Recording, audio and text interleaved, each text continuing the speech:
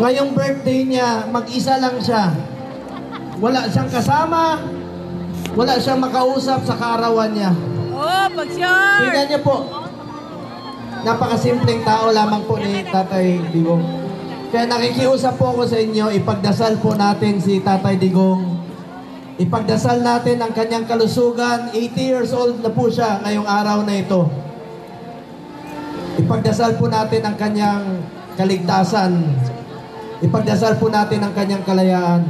Alam niyo, kung kaya nilang ipadala si Tatay Digong sa loob ng isang araw, wala pang isang araw, sa 14 hours, huwag tayong tumigil na manawagan po na dapat ibalik siya rito sa lalong madaling panahon po.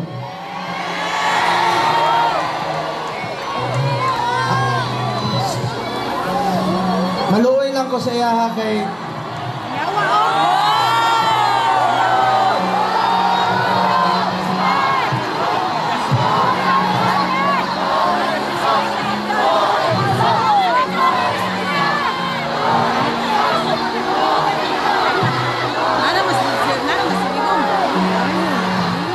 yan yung last time namin nagkausap sa telepono. Ang sinabi niya sa akin, Bong, unahin mo yung trabaho mo, serbisyo ka muna. At ngayon, nakausap ko si Kitty at saka si Atty. Mijaldea.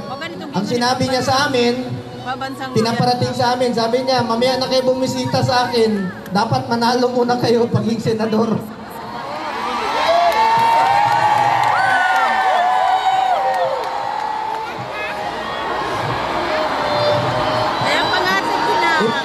Ipapakita ko lang sa inyo yung mga birthdays niya nung nakaraang taon.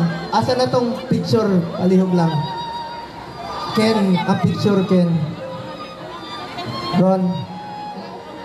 Yung mga pictures niya nung nakaraang birthday niya, pakita ko sa inyo. Ron Villacampa.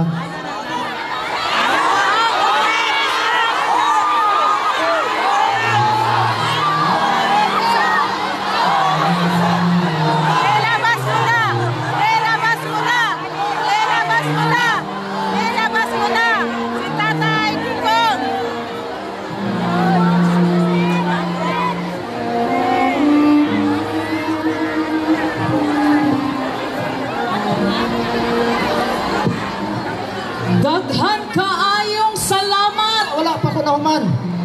Ay, Mubalik mo pag inahuman. Kadali lang. Kaapurado man mo. Nagdali. Siya to, sir. Part 2! O, yan na. Siya to, sir, siya. Yes, sir. Wala pa ko nahuman.